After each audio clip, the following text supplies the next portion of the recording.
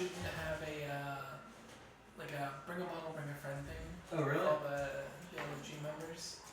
And so everything that we worked on, or everything that we sampled out, we tried, we compared, we rated.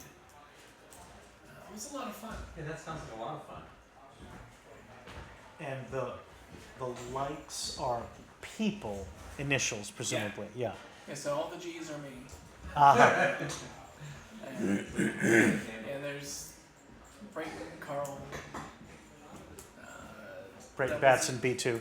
Yeah, okay. Zach's last name is easy. I just figured it was some sort of impenetrable code, right? You know, beyond when you're meant to know, you'll be told. You'll be ushered into the syndicate. Simpler than you think.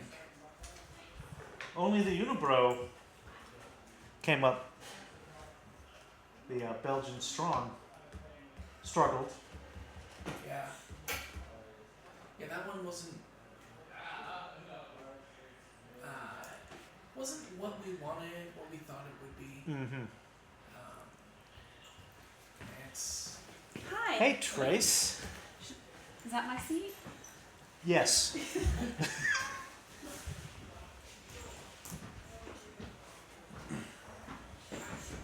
In Bambaleo. I saw that. I was going to bring it out. Maybe in maybe later. No. No. Bambaleo is this fantastic dexterity game. Or terrible. Or terrible if you have a way of such thinking of such things. You know, it certainly is. Challenging. It is one of the most challenging dexterity games. Yeah. Even to get it set up is It's out there with the board games. I know, Yeah, Tracy. that's what I said. Yeah. What do you have to do? Remove pieces from, basically it's like one little fulcrum that holds a giant platform, and you have to take pieces off without knocking the whole thing over. Yeah, you've got basically like a holder that looks like Is a this a video candlestick. game, or- No, it's a board No, game. it's a Okay. board game. Looks like a candlestick. It's about maybe like Yeah. this. Okay, and then you've got a cork ball that you put on top of the candlestick. And then you balance You've the got a- tray on the cork You've ball. got a big wooden platter that you put on top of the tray, the ball, after you've loaded 25 wooden pieces of various Different weights sizes and and shapes. weights, Right, so inevitably, this is what a bambaleo game looks like. Then you do this. You touch it, you touch a piece, and then say, "Oh no." And then you touch another piece. No. Does it take, No, it can take 45 seconds because Because We have that Yeah. game here. I know, that's why I was talking Indeed, about it. 'Cause yeah. it's the devil.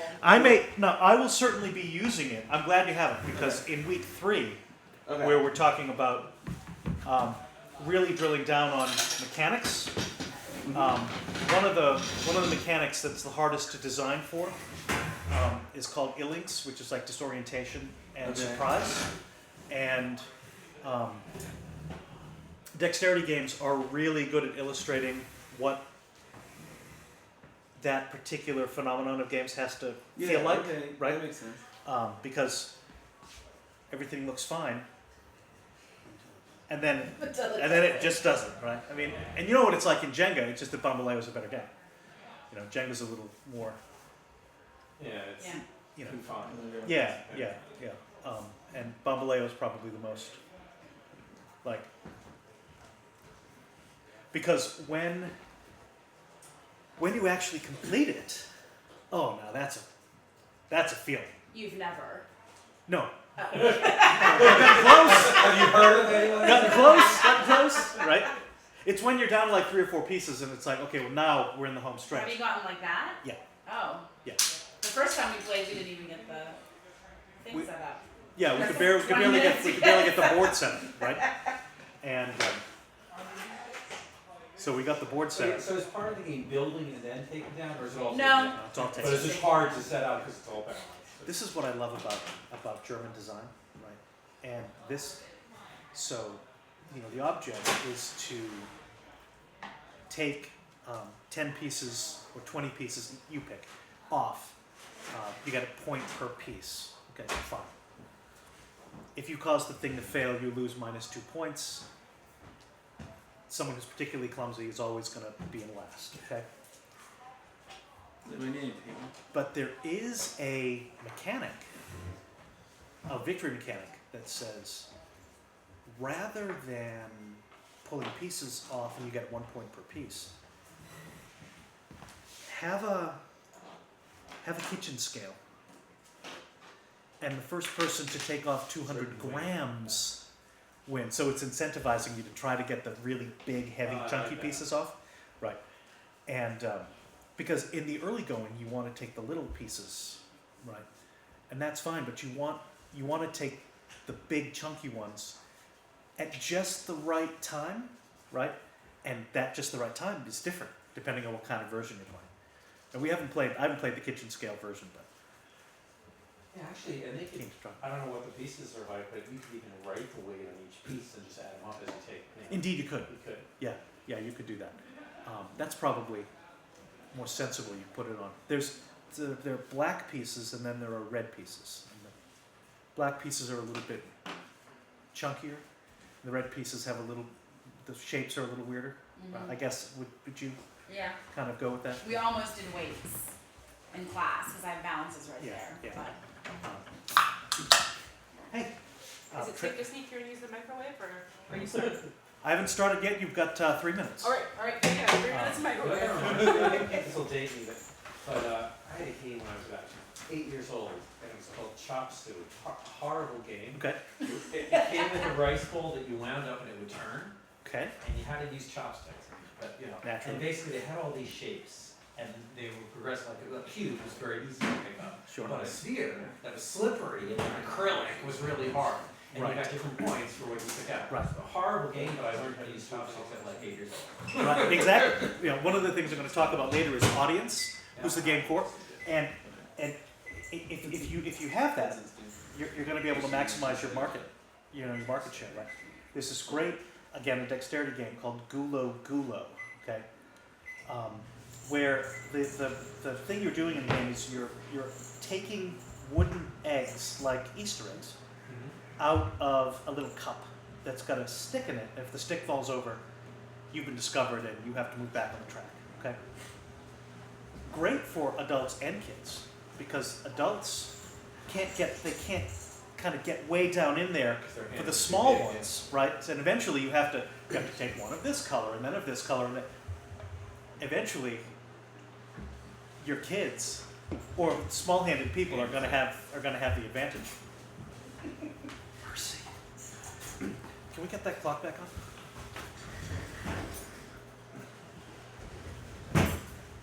I'm a start when it says start, respecting people's time kind of guy, so I'm going to start at 7. Is that agreeable to you? Yeah, Yeah? that's perfect Okay. for me. That's Okay. exactly what we should do. If anybody doesn't know, I'm Brayton. I'm one of the owners here, and so if you guys have anything you need or want, just let me know, and we can see what we can get facilitated.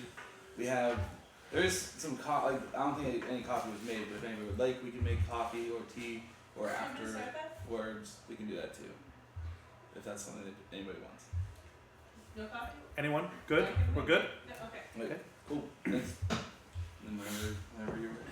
Great. Okay. Well, look, Brayton, thanks so much for. Are we on? We good? Did John say anything? He didn't say anything to me. He said if I walked back here, I'd be on stream, so I think so. I'll Oh, check. so good grief! I've been streaming the last 10 minutes. I hope I haven't said anything. What I did you haven't said say? anything too idiotic, right? Brayton, thanks so much for the invitation. What a great opportunity to sort of spread the evangelism of good game design and across all of the different spectrums that we're going to work on this month. So I'm delighted to be here, and thanks again. Okay, so this is Game Design 101. We're going to sort of outline the basic principles. Okay, I'm a board gamer and a card gamer, and that's where sort of my design thinking comes from.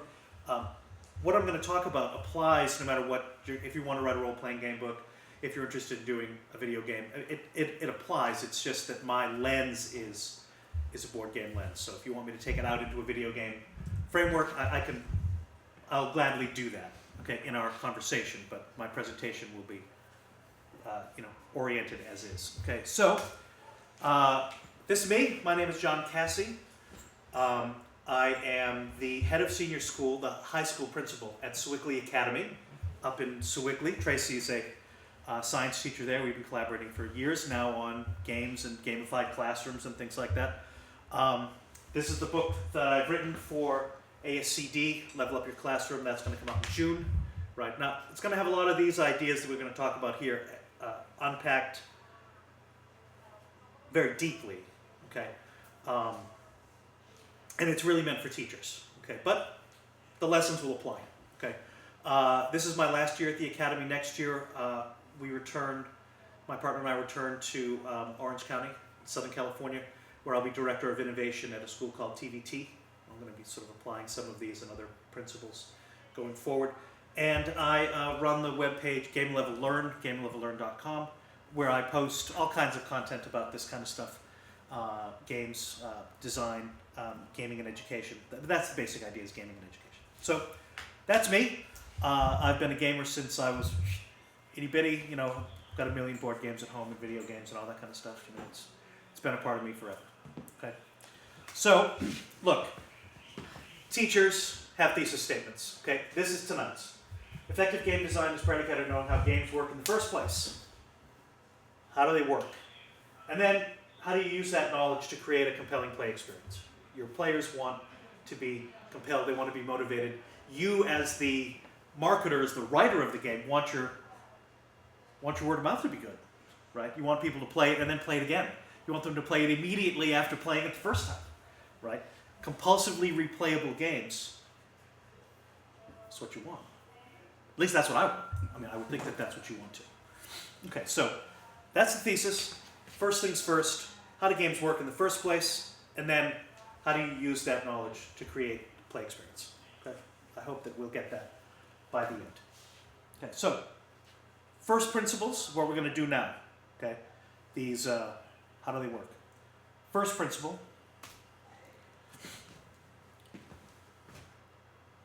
Unlike other kinds of play, games have rules. Now, y'all played games that have bad rules or badly written rules, right? Okay. Surely you've all had this experience. I have.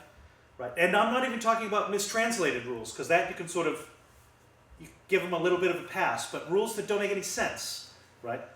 Now, what does that do? How does that shape or alter your play experience? What does it do? You're asking? Yeah. It makes it confusing, ambiguity. You get in arguments over how to resolve conflicts.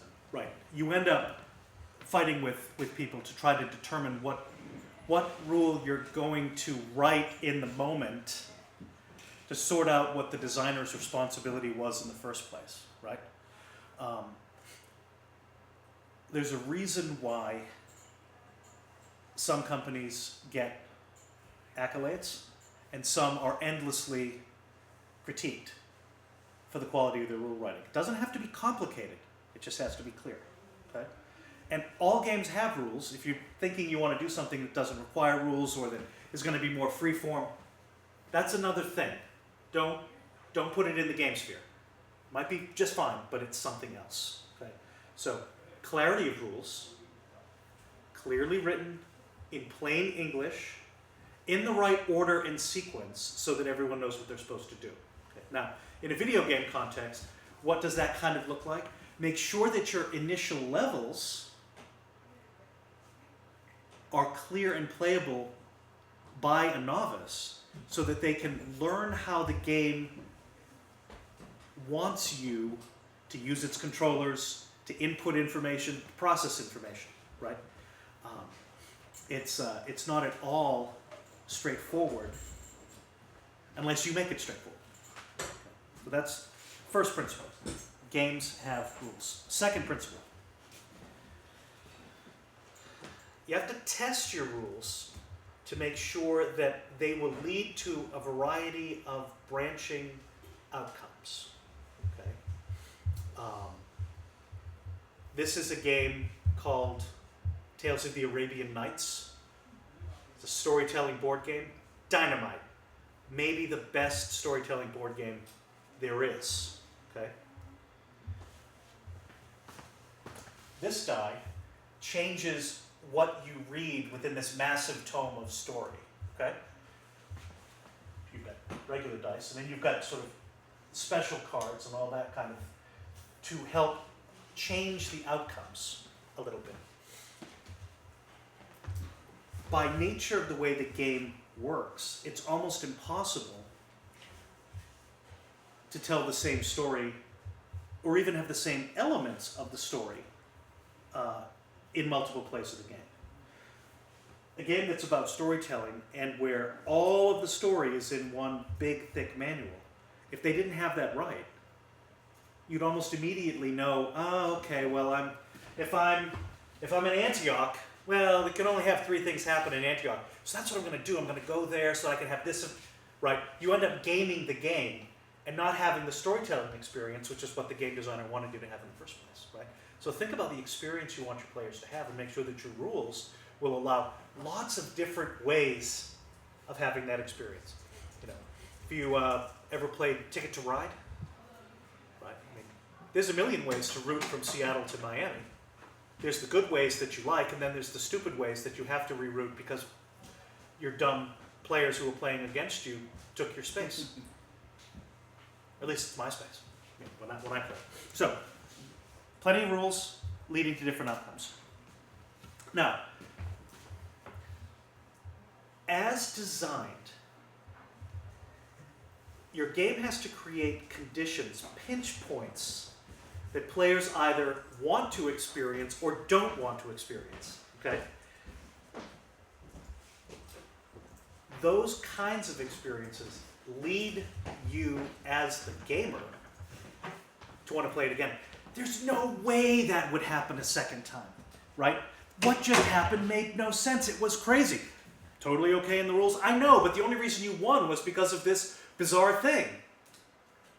But that's fine. It's within the rules, okay? It's emergent. It's emergent out of the rules, okay? You're going to hear this word, emergence, a lot of times, right? Ticket to Ride. You could print the rules of Ticket to Ride on an index card, and yet it's emergent gameplay. You could play it hours and hours and hours at a time, 5, 6, 7, 8, 10 times, and never have a game experience that's even close to the one that you just had. So you've got to think about what those pinch point experiences look like, where your players are going to work exceptionally hard to either make sure that they do happen or that they happen to someone else, right? And can you all think of those kind of experiences in games that you yourself play? Board games, card games, role playing games. I mean, you play Hearthstone a lot, John. What does that look like in Hearthstone? There's any number of things that could happen. It brings to mind for me the podcast. One of the podcasts I listen to has a section called Crazy Game Stories. Yeah. Where they tell stories about these wacko things that happen that could never have happened, and if you had built your deck to make them happen, you would fail. But they happen. Right. And that's what makes gaming the unexpectedness fun. Yeah, and that goes back to the rules have to lead to a variety of outcomes, right? And once you become aware sort of how a game engine works, right, that's what leads to this, players working hard to make sure that they get that outcome that they're hoping for. Well, look, ultimately, players either want to win or they want to have whatever the end state is that's desirable for them, right? Some games you have one winner, some games you have one loser. In that case, I don't want to be the loser, right? Some games, it's you win if you're the Cylon and the humans win. Battlestar Galactica, right? So you want to be both the Cylon and you want the humans, right? You just have to be clear, right? Players want the outcome that they want, right? That goes back to the basic idea of the rules. If it's not clear how you win or how you achieve the desirable outcome, you're finished. And there are so many games that don't do this or don't do it effectively. You know what I'm talking about, right? It seems so simple. This is why I'm hitting it as hard as I'm hitting it, because it really matters. Okay. All right. Last point. Everything along the way should be appropriately variable. the ending should be appropriately variable. There isn't just one obvious way to win that railroads the players to play only that way. You often see this in very complicated games, miniatures games. Dungeons and Dragons 4th edition had this problem, right? You'd have a whole like a table full of little cards in front of you, and at some point you very quickly came to realize that it was card 6, then card 12, 14, 14, 18, 2, and right? And that's all that you did. You sort of became an engine rather than a player, right? Don't turn your players into engines. Let them make decisions that are based on your clear rule sets, okay? And then that way, when you pull out Settlers of Catan, your players are like, yeah, all right, I'll give that a go. I know I'm capable of winning it. I'm not capable of winning it. Me, no. I score 8 points and then that's it. I get to 8 and then we're done, right? But someone else will win and that's okay for them, right? Anyone else have this experience with Settlers of Catan? 8 points, done. Never 9, never 10, never 10. But 8, I'm your man. Okay, a little theory. This is the real world. That is the city of Los Angeles. Game theorists want you to think about your game as being a circumscribed, special space. Okay, a different space, a sacred space, according to some, okay, that is circumscribed by this notion of the magic circle. Okay, so take your game and separate it from what is real. When your players are playing your game, they want to immerse themselves as far as possible into the game. What is the story your game is telling? What is immersive? What is emergent? What's the magic circle? Okay, now, think about what makes certain games those games. Uniquely those games. That's the magic circle. Okay. I often start with sports because it's a little easier sometimes. Okay, what are some qualities of the magic circle of the game baseball that uniquely make it what it is? The playing equipment. Okay, so the glove, a white ball of a certain size, a wooden bat, or an aluminum bat if it's college, right? Okay. A bat, a ball, glove, what else? Field. The field itself, right? It has to have the 3 bases at home, and it is allowed to be longer or shorter depending on the designers of the stadium, right? That's not how soccer works. You can't have a soccer stadium that is twice as large as another one, or half again. That's crazy. The magic circle of soccer doesn't allow that. The magic circle of baseball does. Okay. What else is in the magic circle of baseball? The players. The players themselves. How many you have. Their personalities. Yeah. That's emergent from the team. Yeah. Right? You know, that you end up with teams of 25 people, and then we'll see, right? A great talent could go nowhere if the cooperation isn't there, right? On paper, can win, right? If their chemistry's good. You're not talking about pirates, are I'm not, and you'll see in a moment that I'm not. You'll see. I'm gonna go right there, in about 5 minutes.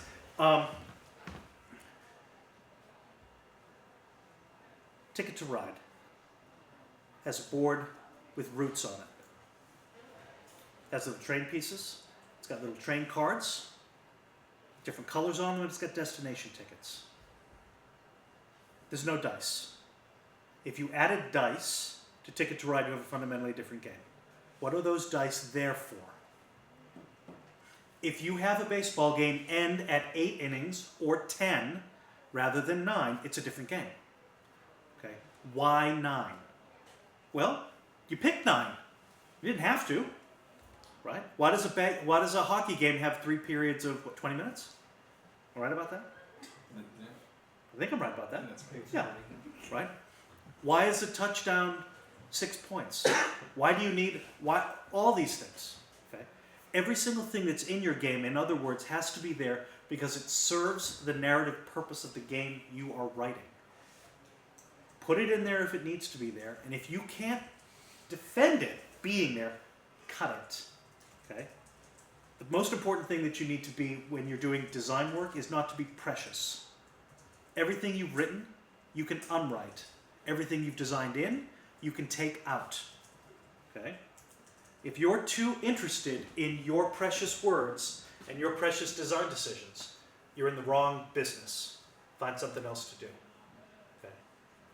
I was editing my book last week, and I got to a section. I was like, that's one of the few things that's left from the very first draft that I'd written in 2011. So I remember writing that sentence. I'm astonished it survived, right? Most everything that you write should go, right? Except what's core to your concept. Okay? Whatever's core, that makes up the magic circle. Okay? Does that make sense? Okay. Now, as I was saying before we started, right, there really are 4 core mechanics. All games are made up of these mechanics. Aegon, Aaliyah, Mimicry, and Illings. We'll go one at a time. This is based on the work of French philosopher of play and games, Roger Caillois. You can get his book, Man Playing Games, at Amazon.com. It's a little heavy, but it's not as heavy as Homo Ludens, the Johann Huizinga, who came up with the magic circle idea. That's heavier. Okay. All right, Aegon. Aegon means skill. Most games have skill elements. Most of the games you're likely to want to design are going to have skill elements. So what are you measuring? Okay. What do you care about? Is it a social game where the skill you're measuring is your ability to read your opponents? Is it a game where your spatial capacity is being tested, like this game, Xerts? How abstract is it? Okay. What is the skill in a game like Bamboleo, the dexterity game that we were talking about previously? It's judging weight, distance from the center, where the fulcrum, how balanced the platform is, right? Lots of small judgments that you have to make before you pull that piece off. Okay. Skill elements, if they're poorly designed, either feel, well, that wasn't, what are we playing, Chutes and Ladders here? Right? It's too low or it's too high. That's one of the things you have to do in a playtest. Right? Is make sure that your skill elements are where you need them to be. Okay? So, Xerts is part of a series of abstract strategy games called Project GIPF. If you're into this kind of thing, these are 2-player abstract games. One of the coolest set of designs in the market. Okay? A whole bunch of these games, they're basically about one concept. It's about jumping or sliding or pushing or whatever, right? In Xerts, you see all these little pieces here? Okay. On your turn, you either make a jump, like in checkers, or you put a marble onto the board and then you slide one of these pieces off the board. Okay, so as you're playing, the board gets smaller and smaller and smaller, and how you play gets more and more and more tricky. Okay? Now, pretty classic board game example. Okay? From the world of video games, you know what this one is? Anyone? EVE Online, right? Whew. Hard, right? I play WoW. That's like Candyland compared to EVE, right? But EVE is so beautiful. I just wish it were easier to play, right? But if you want an example of a high Aegon video game, right? I mean, EVE is certainly one of your examples. Okay. Aegon. Skill. Second, Aaliyah. It's Latin. Means dice, luck. Okay. Or elements of chance, cards that you shuffle, dice, drawn straws, randomizing elements. Okay, you don't have any random elements in Xerts or in these other Project Gift games. There's no random element in chess. You don't suddenly find yourself with one more or one less piece. You don't get 2 rows of pawns if you roll a 12. It just is what it is, right? This is the game Jamaica Pirate Racing. Can't go wrong. Takes 45 minutes to play. Takes 6 people, beautiful ship components, and its luck element is wackadoo, right? You've got these wacky cards that you have to shuffle. They make these beautiful patterns. You have to make the pattern. It's crazy. If anyone moves before you and they occupy your space, you can't occupy it. You end up going backwards. Sometimes you end up even further back than where you started. It's crazy. The classic Aaliyah game, right? The more you play it, the more money you'll lose. You cannot win, right? And so that's sort of what if you get the luck component right, it'll feel like kind of one of those things, right? Oh, it was unavoidable, right? If you get it wrong, it's sort of soul crushing, right? Every little bit of Aaliyah in every spin of a roulette wheel is just a little death, right? If you get it really wrong, it's like a big death, right? You want it to have that little death feeling, because that also means that the next time, you get a little inspiration, right? Okay, so Aegon and Aaliyah, skill and luck in relation to each other. That's what most of these games are. Mostly what Eve is, right? It's mostly what Ticket to Ride is. Okay. 2 other elements. The first is called mimicry. This is one of my characters in World of Warcraft, about to go into Uldum, which was a zone that had a special cutscene. I was like, I'm going into Uldum. I'm going to take a screenshot. Right? My little character with his guild tabard on, you know. So what do you think mimicry's about? Role playing, identities, avatars. Okay? Lots and lots and lots of games are adding these elements where they might not have in the past, or they care about them, right? The Call of Cthulhu family of board games, Arkham Horror, Eldritch Horror, all of these games, you take on an identity. Each identity has something that's special about them, right? It makes the game more complicated, but it makes it more interesting to inhabit the game from a perspective, right? You don't need this in order for it to work, but it's kind of cool if it's got it, right?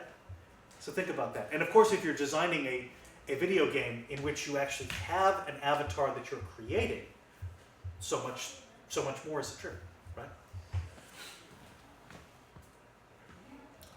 This is a screenshot from the video game Journey. Anyone played this game? Yeah? Yeah. Extraordinary, right? I was really, really good. Yeah. As an emotional experience, right? You inhabit this character. The game does not allow you to talk. It's just got this lovely music. I believe the music to Journey was nominated for an Emmy, an Oscar, something. It was nominated for a major award, right? Because it's extraordinary. The music is extraordinary, right? Mimicry experiences are about creating emotional connections, right, into the game, right? Journey, if you're a really good video gamer, 2 hours? I'm not a very good gamer. It took me 4, right? But what an extraordinary experience that I went on with this character who couldn't speak and had no name, and yet inhabited a world that I uniquely experienced through that avatar. You know what I'm talking about. Yeah. Give it a try, okay? It's mimicry at its most essential, okay? What system is it on? PS. Yeah. Have you played it? Yeah. Yeah. And? I loved it. Yeah. Yeah. It's an extraordinarily beautiful game, right? Mm-hmm. I wouldn't call it hard. Again, its Aegon elements are not all that built out, no luck elements, none that I could discern at least. I didn't think there were any sort of luck elements, right? Random placements of everything seems to be sort of where it is, right?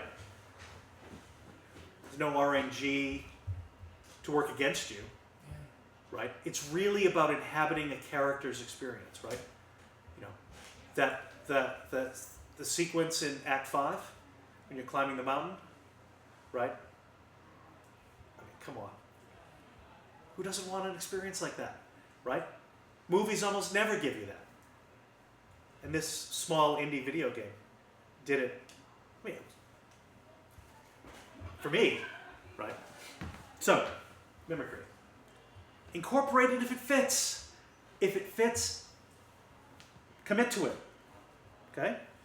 You know if you've played any of these games, how much it matters, or how helpful it is. Okay, last, ilinx. This is a tricky one. Ilinx is a Greek word. It means whirlpool. Disorientation, surprise, the what the moments in any game. Okay? Now, this is my friend Mei Lin. Okay, she's playing a dexterity game, clearly. This one's called Bausac. Okay? Bausac has an auction component. I'm going to bid to force you to build that into your system. Okay, that's what we just did to her. This piece weighs, I don't know, 20 or 30 pounds. No, but it might as well. Look, okay, you see that gap? That's the ilinx moment. Okay? Can she land that piece on that piece, which is itself balanced for character, right?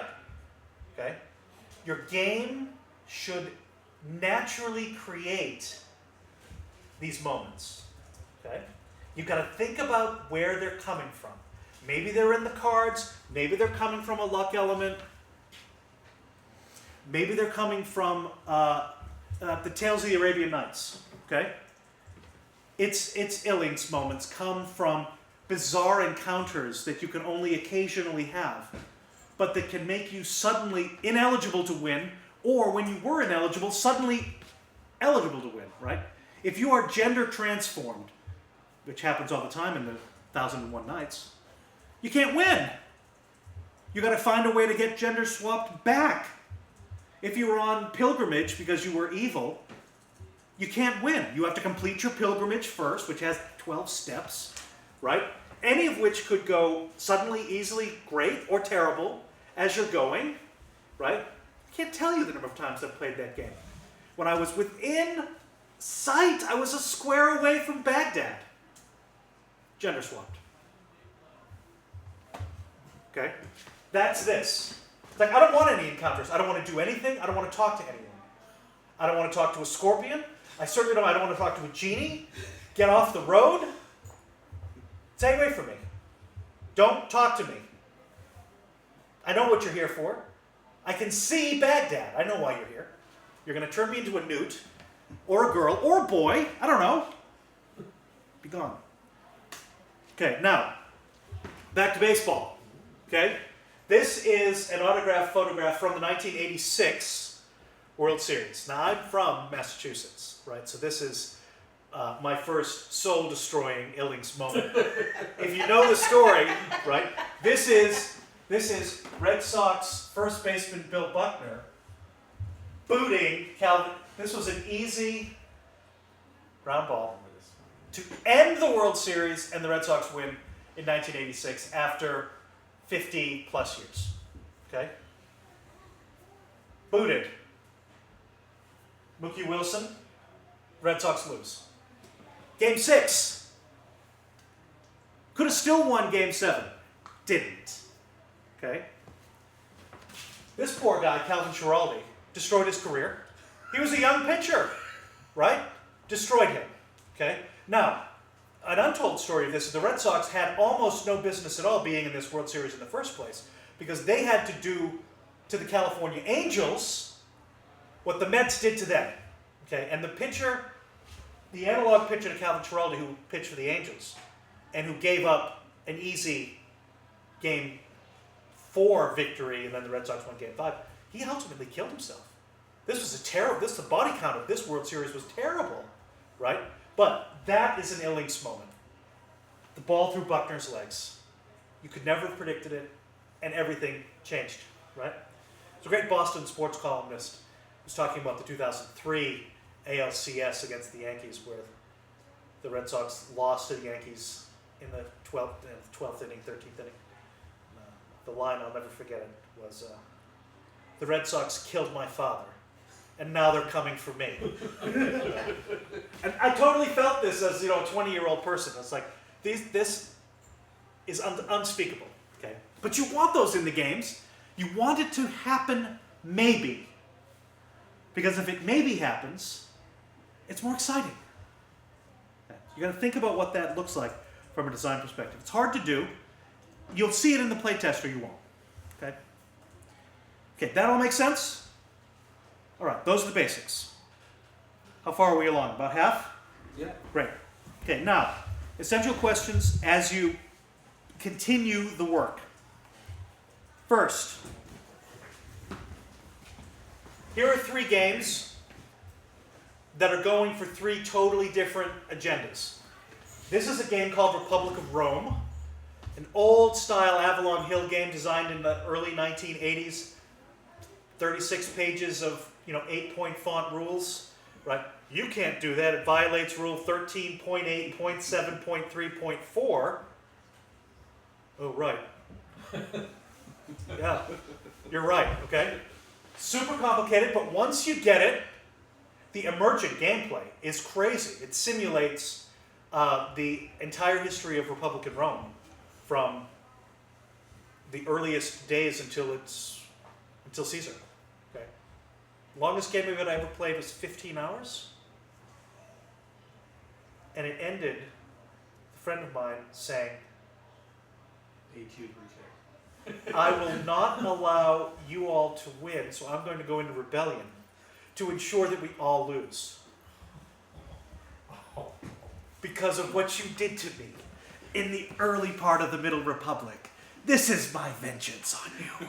I will have my vengeance. Right?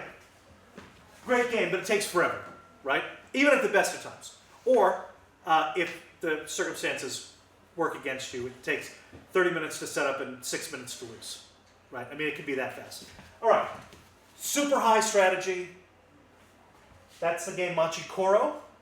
Okay, new hotness. Super fun. 30 minutes to play. You got some dice, so you got a luck element, right? A little resource management, so it helps to stimulate a little bit of that agon. Should I do this? How do these cards fit together, right? Trying to understand how to build good sets. And then, sorry, it's just basically a die rolling game, right? Where it's mostly luck, okay? Mostly skill, nicely balanced, mostly luck, okay? What is this about? First design set of questions for you. Who's your audience? What's your market?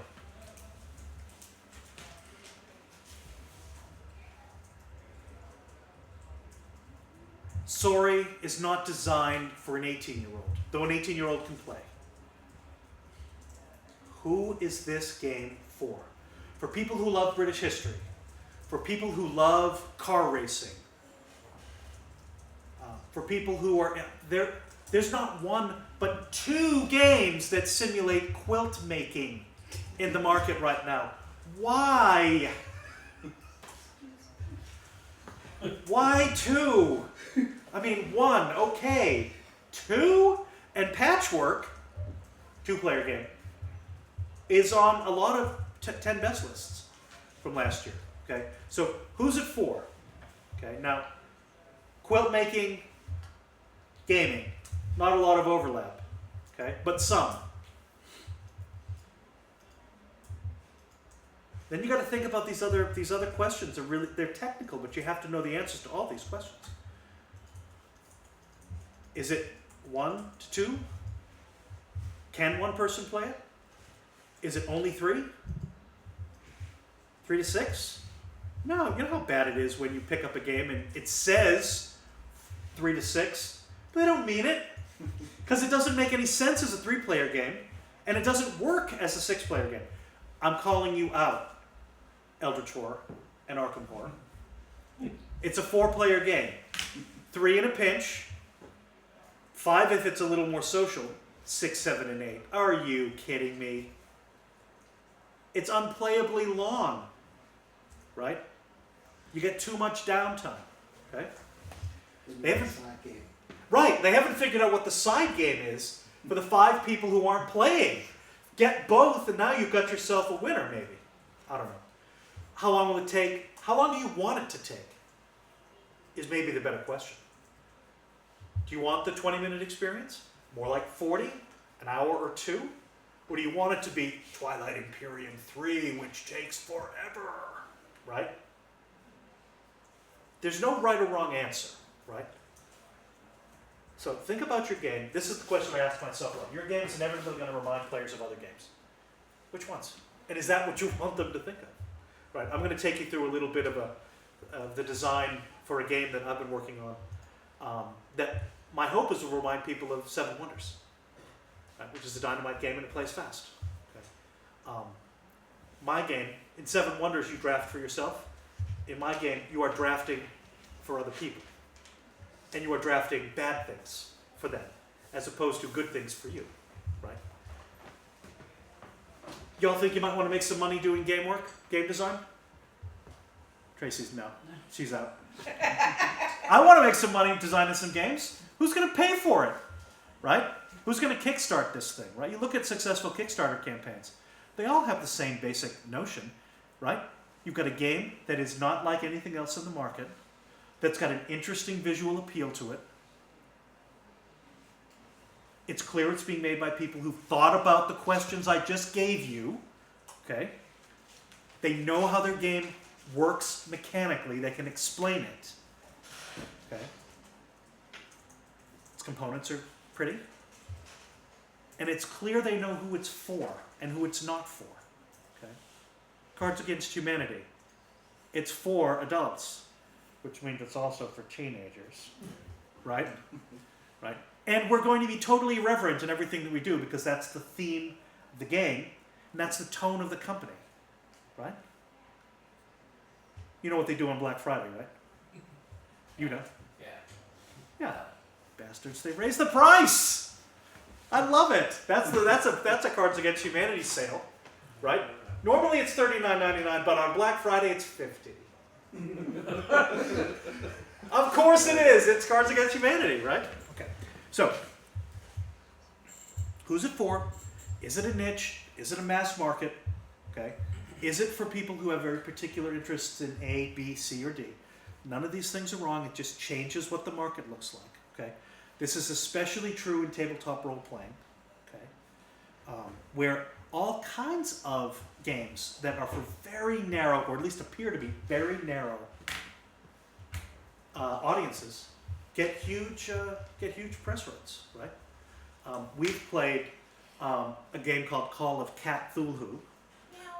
Yeah, where you play cats defending the universe against Lovecraftian horror. Nicely designed little game, made its author over $50,000. Good for him, right? I mean, in role-playing, good grief, I've been writing in the role-playing industry for 20 years. Half the time you're lucky to get paid.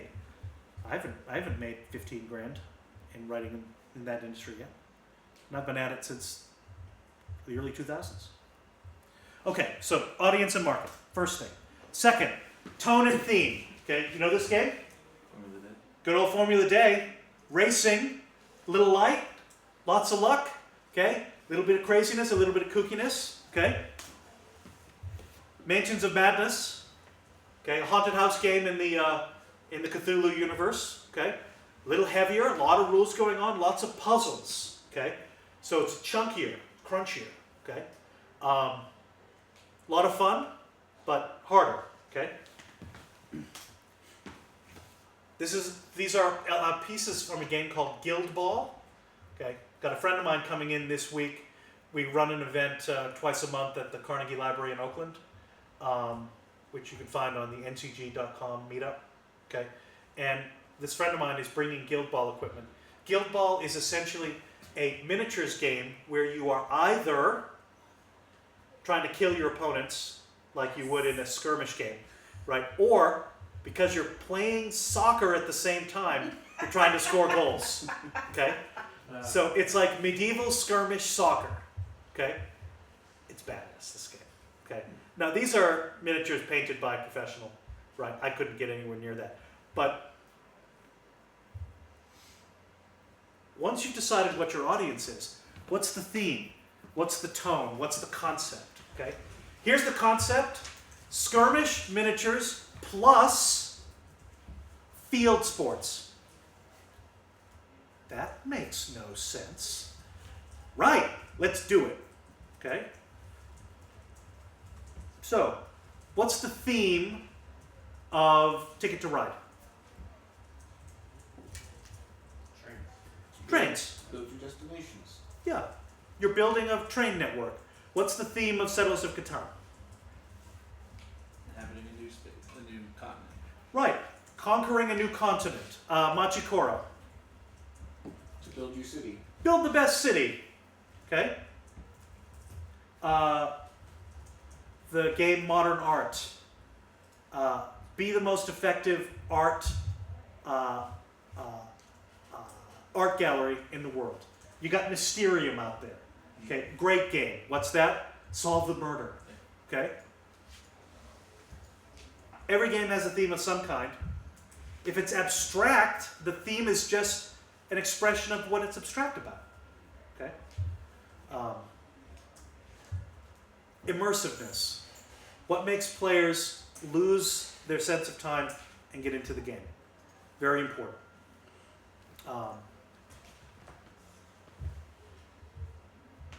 The last question. If you have a playtest and your players are telling stories about the game that they just played, you're there. Or you're just about there. Okay? You've all had this experience. You just finish a game. I can't believe that when you rolled that 20, when you built that link between Portland and Salt Lake, I could have killed you. And maybe I still will. Right? That all emerges from the theme and from the concept of the game. That has to be clear. Okay.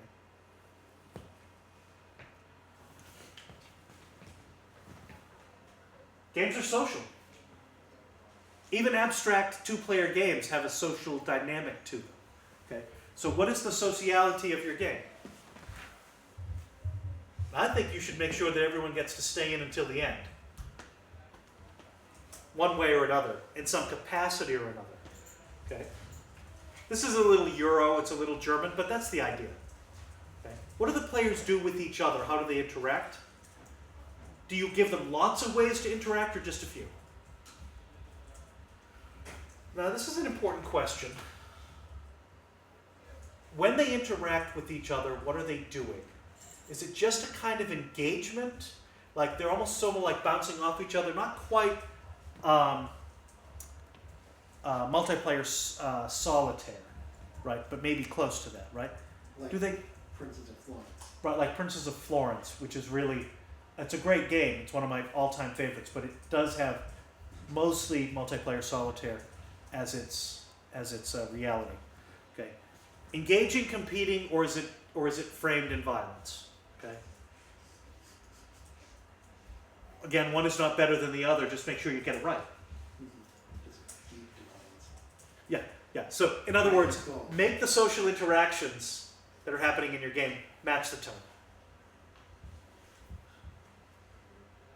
Many, many times, games don't get it right because they miss this. Okay?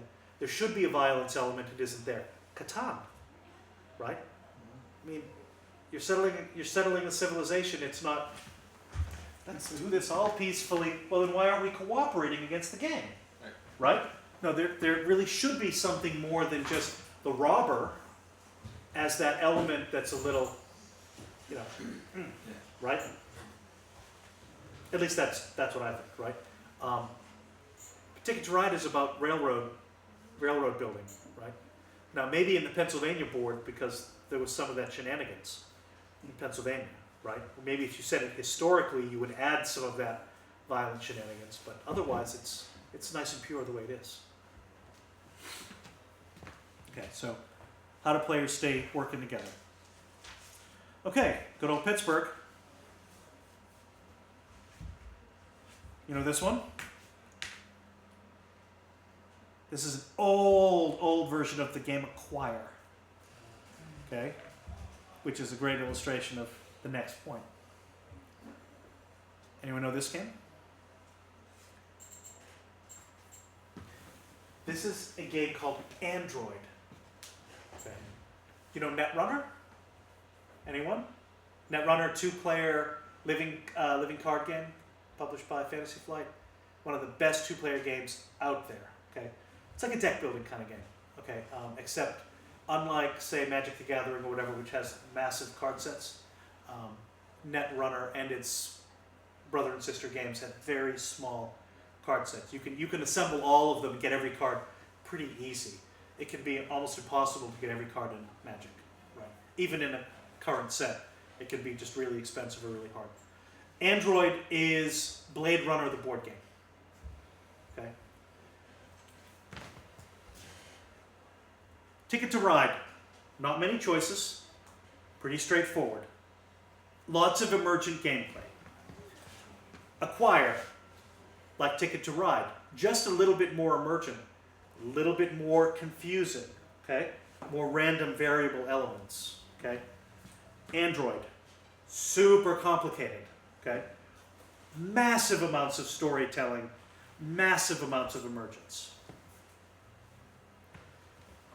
Brings me to this point. If your players don't have meaningful things to decide to do every turn, go back in and redesign. You haven't given them enough to do.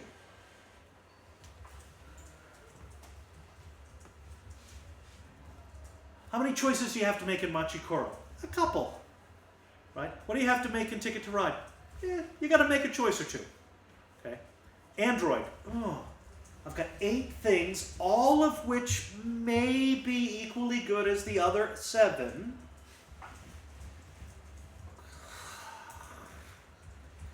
There's no good choice. Right?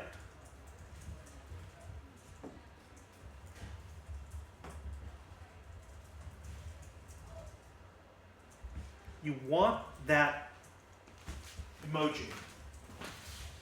I can't believe I have to choose between these 3 things. I don't want to choose A or B or C. I only have those choices. That's what it looks like. But A helps Tracy. B helps Raymond. C helps John. What about me? Sorry, kid. You just got stuck, right? Games are all about making meaningful choices. The more meaningful choices you have, the better. Think about who you're playing for, or who you're designing for. A 5-year-old needs 1 or 2 really good choices. An adult wants a few more, maybe. They want them to be really meaningful.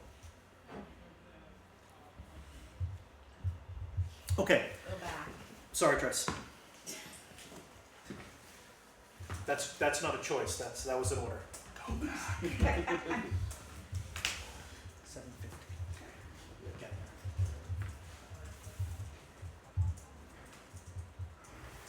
Inevitably, in every game that I've seen designed, I teach game design at my school. Right? Students always start either with a poorly formed idea that they then make into a good one, or they start with a pretty great idea and then they overwhelm the idea with too many choices.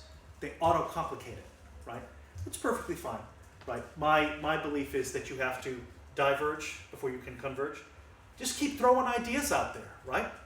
The game I'm going to talk about in a few minutes, that's the one that I'm currently working on, has been iterated 7 or 8 times. It looked totally different when I play tested it for the first time in the year 2000 at a Gen Con in Milwaukee. People didn't like it. They were right not to. It wasn't very good, right?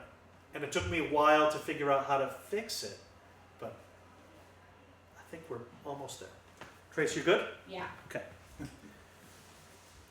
All right, so what are your next steps?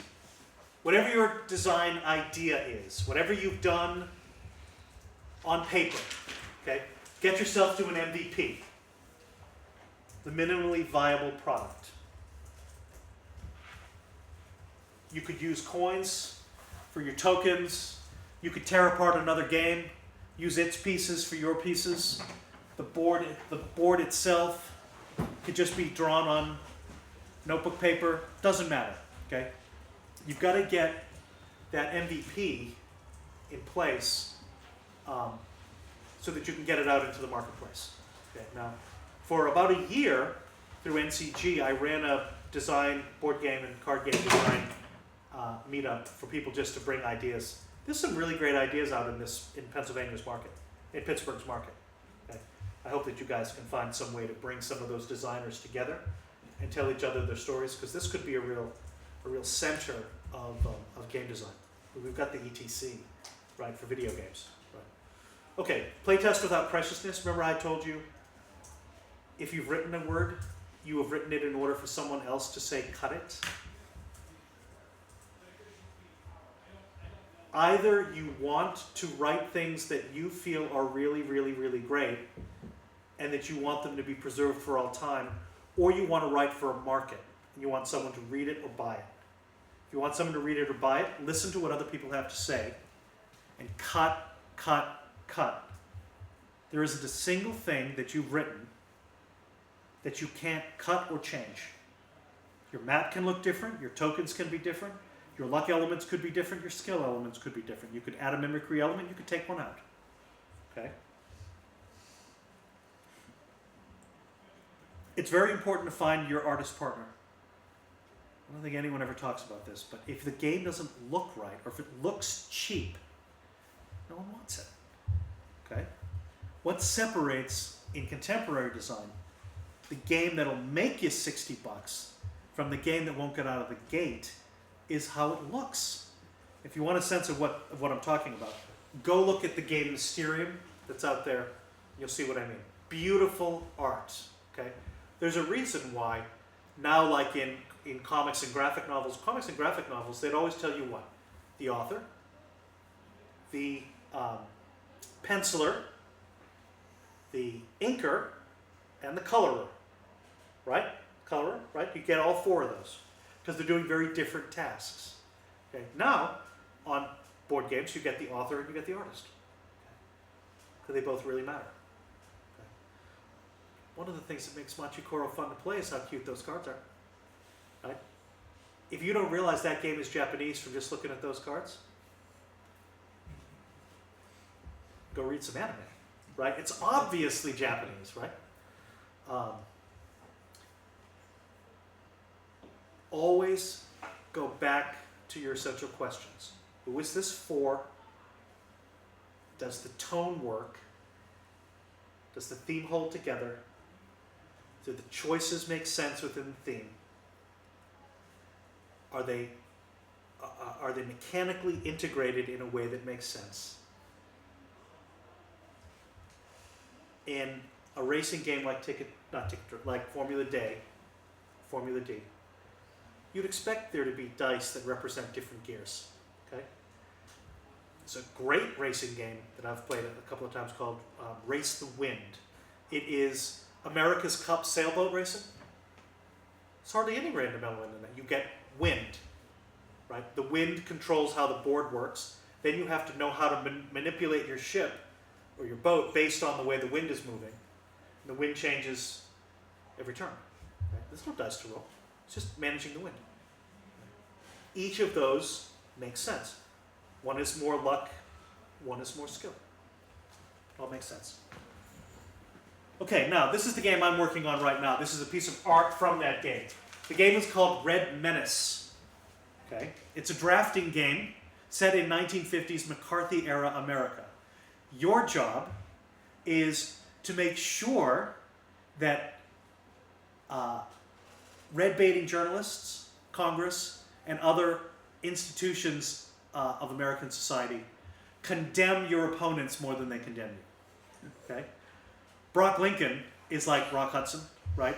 The handsome, Hollywood star with a little secret. Right? Okay. So you play him. He's got his own powers, right? This is that sort of mimicry element. Okay. He's got powers, okay. But he can hardly do anything to protect himself. Because the more you said, I'm innocent in that era, the more you were clearly guilty, right? The only way to get attention away from you was to slander other people. So that's what the object of the game is. It's played over 4 turns, 1951, 52, 53, and 54. Okay. With the last 2 turns of 1954, all of the effects are reversed. Okay, because at that point McCarthy has been discredited, right? And so now you get one left. You still can't help yourself, but you can help other people and maybe not help them so much, right? It's always you're playing against someone else. So you have a deck of cards, way more cards than you can play, and each of these represents a season. So spring of 1951, summer, fall, right? Each turn, there's also global events that happen. Korea invaded, Ho Chi Minh, that also affect cards that are in play, right? My friend Grant has designed this art. I think the art kind of captures a little bit of that Donna Reed, Leave It to Beaver kind of vibe, which I was kind of going for. One of the communities in the game that you can use is Mothers Against You, right? The FBI, the establishment, a dangerously small-minded reactionaries for a better America, stuff like that, right? So, for me, I'm always asking the question, who's the audience? Okay, the audience is sort of, people who like Seven Wonders and who can understand a little bit of political irony, a little bit of satire, because the game has a satirical through line, okay? Is it social? Sure. All you're doing is playing cards that affect your opponents, and you turn up what your opponent just did to you every single turn. You're always mindful of what your opponent just did, okay? So it's like, oh, I can't believe I just did that. Does it take too long? Maybe. That's where I'm still sort of like, no, I want it to be more like 30, 35. It's sort of a little bit more like 45. It's not quite there. How much fun will it be to play? I think card drafting games are always fun to play. And always fun to play again. I mean, Seven Wonders, I always want to play it again immediately afterwards, right? That's my sense. Are there actual strategies to play? It's a little chaotic. Yeah, which I kind of like because I think it matches the theme, right? You can't really anticipate what was going to happen. In that era, it was really dark, right? I don't want it to be that dark, but I want it to be that unpredictable, right? So that's that. What time do we have? 7:58. Wow. Perfect. Brilliant. So that's the webpage, GameLevelLearn.com. There's all kinds of content on there now. More will be coming. Again, it's primarily, meant for educators, but that's where we are. Questions, thoughts? So in Red Menace, Yeah. what's the decision making on the part of the player? It sounds like all these things are happening, but what's So you've got your go. You choose, I've played it.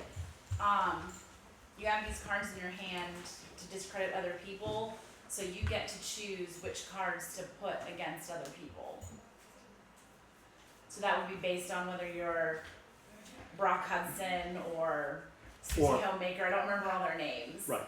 But they each has like a different invulnerability. So maybe I'm not going to play a CIA card against you because you're resistant to CIA. You're immune to the CIA for Right. some reason. But you're really susceptible to those mothers, right? So Tracy might play a mother's card against you because they hurt even more, right? Whereas a CIA card you might even be immune to; it wouldn't even affect you, right? So it's like Seven Wonders where you've got a deck of cards, right? And you're drafting, but you're drafting not for you, but to try to harm your opponents, and then you pass whatever you have. You pass it to the person to your left, right? Can I give? Obviously. Please, yeah. So like my immediate thought when you were describing it is I feel like you're locking yourself into a corner because of the era. Totally. And age of people. And then I started saying, could you take the game, take it out of the card, Sure. anything? Same idea where you're discrediting people, but maybe it's not communism. Maybe it's, maybe it's gossip. Indeed. And like, and Indeed. you can reach a broader audience maybe. Oh yeah, like you. I mean, I'm gonna say something stupid, but like rumors in high school, like ruining totally what I people's was reputations. That's totally where I was That's going. like high school high. Yeah, high school, right. And so you Right. can take It's just about witch hunting, right. and it's just about social discrediting Right. in small communities, So right? you go get the cheerleaders because gosh knows what they did to your reputation. Play the cafeteria card. But I'm saying You can imagine cards with like lunch ladies. Who has the power in a school? The The lunch ladies, the custodial staff, main office secretaries. gym teachers. God help you. If the main office secretary's mad at you, you are dead, right? You can't get anything done. But you Yeah, can that's a take great the idea. concept and match it to different ages. Indeed, You know what I mean? indeed, You yeah. get the same, and it could play, as long as you keep it balanced. Right. You could reskin it. Right. Right. For what it's worth, when I was playing, I thought I had a strategy. That doesn't mean there is a strategy. So, if you at least convince the player Right. through smoke and mirrors that something is happening that maybe isn't happening, that's halfway. Yeah. Right. Yeah. Other questions, thoughts? I have another question. Yeah. So I'm particularly interested in large world games. Yeah. Okay. But more like builder trader, like civilization. Like civilization kind of games. Yeah. Civilization, but not video games. Right. Okay. I particularly, one of the things I've always liked about Civilization is that there's completely different pathways to success. It's Indeed. defined differently. Yep. And so that adds to the replayability, but also it brings in people with different interests in why they play. Totally. But as I'm going through your questions, it's much harder to make some of those answers to large games that may go on quite a long time, like not just Right. hours. Right. Yeah. Right. So you play World of Warcraft. So Yeah. how do you put that in context of the sort of little lesson you just gave us? Well, WoW's audience is about as universal as you can, right? As you can have for a game of its kind, right? It really wants to be a little bit of something for everyone, right? I don't know that works to the game's advantage, right? Because it's got a lot of these little mini games that I think a lot of people think take away from what's core, right? Which is sort of the questing and the mobs beating down on monsters, social interaction with other players, other people, right? And the dungeon content and the raiding content, these separate instances of really hard content, right? Where WoW really works is in its mimicry elements, right? That the artistic expression of each faction is dramatically different from the others, right? You can automatically tell where you are if you're in a city, or if you're near a city, by the kinds of towns that even if you had no idea where you were, right? Just by the signposts. Right, even just by the signposts. The mailboxes look totally different, right? So there's been great attention given to the aesthetic detail, okay? So that helps to stimulate me because I'm interested in aesthetics when I'm playing that kind of a game, okay? When I'm playing the kind of game that you're describing, right? Where it often breaks down for me is the nation I have picked, or the nation that I've been assigned, isn't distinct enough from other nations. So I don't feel like I have really enough difference, right?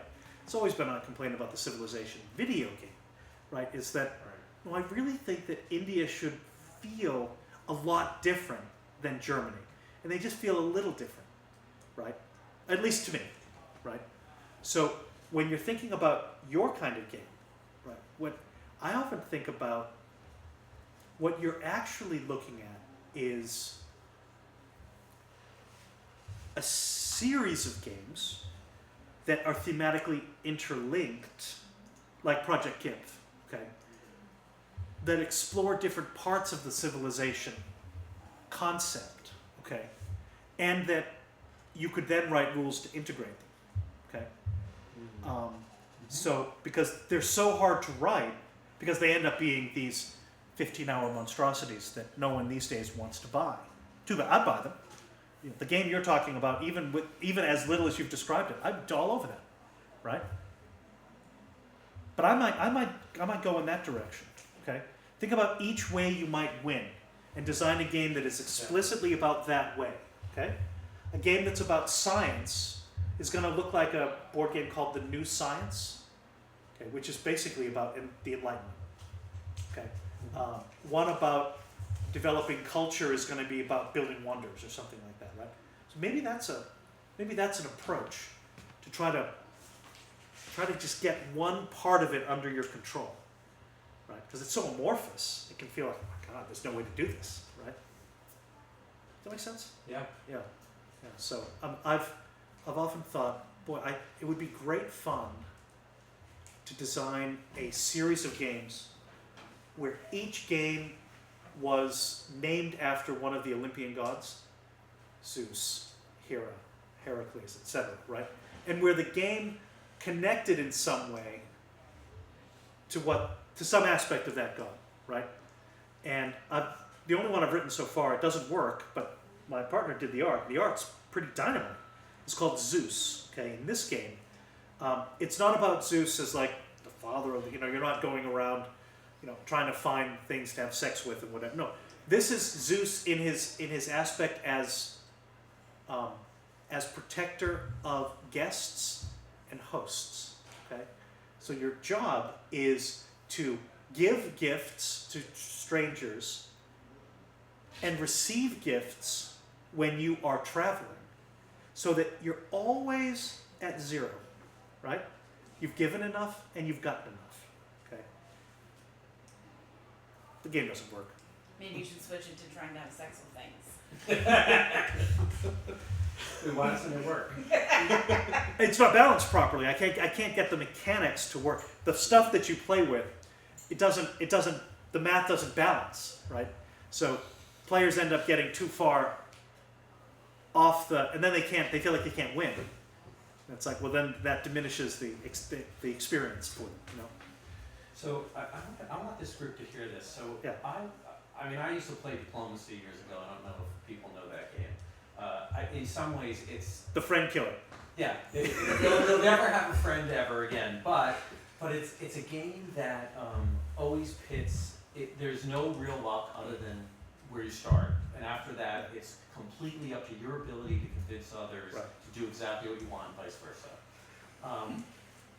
But anyway, I just randomly, someone approached me and said, will you try this game I've been GMing since the 1980s? Yeah. And he goes, I'll let you play, for 6 months for it. I said, all right, fine. Anyway, it's a piece of junk in the sense of you get nothing. Like, you get a text report of what happened. Okay? Right. He's got 50 people paying $20 a week. Okay? Right. And there's nothing visual about it. And so I like to code. So I've been writing tools to give you visuals on how to, like silly stuff like transferring inventories and entering orders Sure. and mapping. But these people were sitting there with hex graph paper, and it blew me away that they're willing to pay that kind of money. Right. And since I created this, he's now up to like 150 people, and they're paying $20 a week, and I don't get it. Okay? Is it a mud? No, It's play-by-mail diplomacy, right? Well, it's not Oh. diplomacy.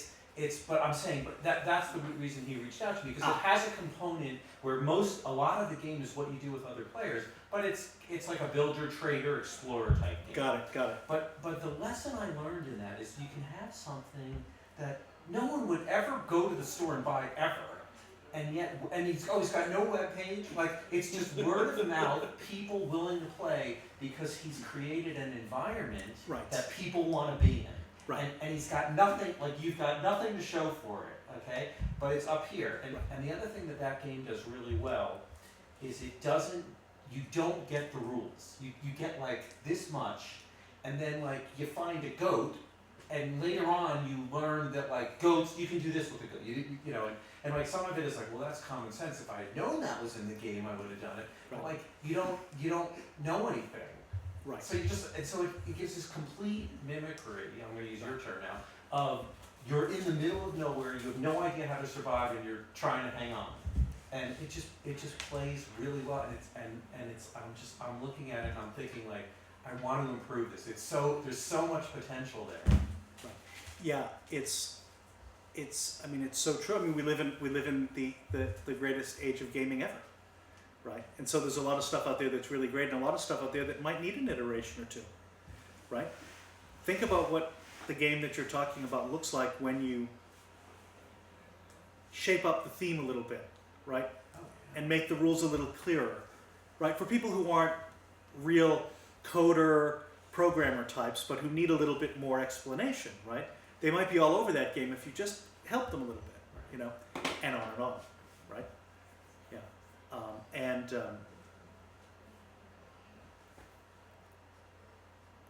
And the game that you're describing with trade, you know, mechanics and network and stuff, you know, ochre, gold, jewels, whatever, right? Well, that can be as complicated as you like it to be, right? The more complicated it is, the more it should really be isolated in its own game, right? Where you end up with an 85-page rule book, right?